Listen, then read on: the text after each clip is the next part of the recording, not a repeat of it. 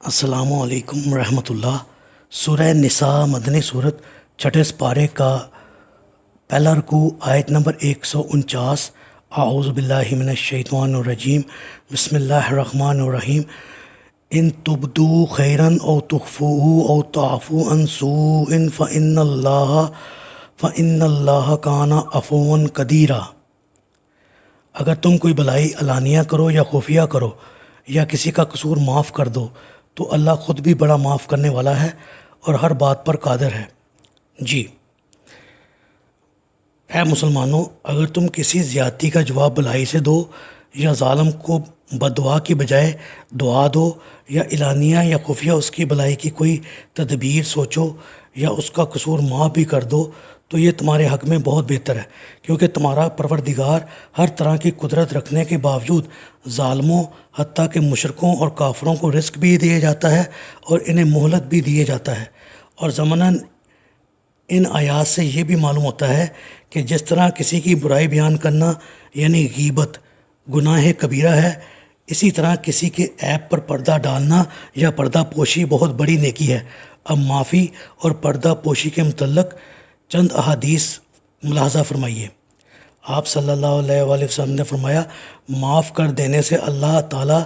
بندے کی عزت ہی بڑھاتا ہے۔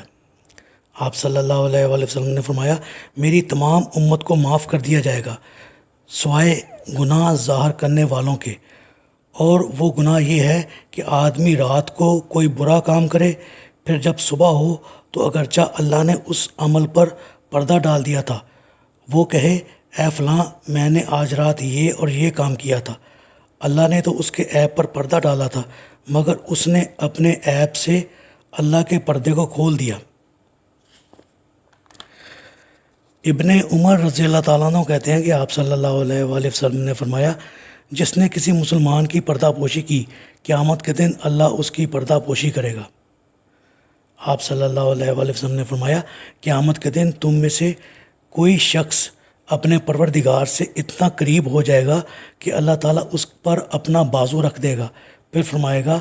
تم نے فلاں فلاں کام کیے تھے، وہ کہے گا ہاں، پھر اللہ تعالیٰ پوچھیں گے تم نے فلاں اور فلاں کام بھی کیا تھا، وہ کہے گا ہاں، گویا وہ ہر جرم کا اقرار کرے گا۔ اللہ تعالیٰ فرمائے گا میں نے دنیا میں ان پر پردہ ڈال دیا تھا اور آج تجھے معاف کرتا ہوں۔ سیدنا ابو ذر رضی اللہ تعالیٰ عنہ سے روایت ہے کہ رسول اللہ صلی اللہ علیہ وآلہ وسلم نے فرمایا کہ میں اس شخص کو جانتا ہوں جو سب سے آخر جنت میں داخل ہوگا اور سب سے بعد دوزخ سے نکلے گا۔ وہ شخص قیامت کے دن حاضر کیا جائے گا اور حکم ہوگا کہ اس کے ہلکے گناہ پیش کرو، باری نہ کرو، چنانچہ اس کے ہلکے گناہ پیش کر کے اسے کہا جائے گا کہ تو نے فلاں فلاں دن فلاں فلاں کام کیے تھے، وہ کہے گا ہاں، اور انکار نہ کر سکے گا اور اپنے بڑے گناہوں سے ڈر رہا ہوگا کہ کہیں وہ پیش نہ کر دیے جائیں۔ اس کے لیے حکم ہوگا کہ تیری ہر برائی کے عوض تجھے ایک نیکی دی جاتی ہے۔ یہ سن کر وہ کہے گا اے میرے پروردگار، میں نے تو کچھ اور بھی گناہ کیے تھے جنہیں میں یہاں نہیں دیکھ رہا۔ راوی کہتا ہے کہ میں نے دیکھا کہ اس بات پر رسول اللہ صلی اللہ علیہ وآلہ وسلم اتنا ہنسے کہ آپ صلی اللہ علیہ وآلہ وسلم کی داڑھیں نظر آنے لگیں۔ ان احادیث سے یہ بات معلوم ہوئی کہ کسی شخص کو ایسا ہرگز نہ کرنا چاہیے کہ وہ اپنی سابقہ زندگی کے عیب جن پر اللہ نے پردہ ڈال رکھا تھا لوگوں کے سامنے ظاہر کرے،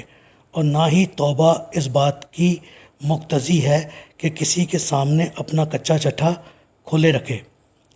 جیسا کہ عیسائیوں میں یہ دستور ہے کہ توبہ کے وقت پادری کے سامنے گزشتہ عیب کا اظہار اور اقرار کرایا جاتا ہے۔ اللہ تعالیٰ سے دعا ہے اللہ تعالیٰ ہمیں ان باتوں پر عمل کرنے کی توفیق عطا فرمائے۔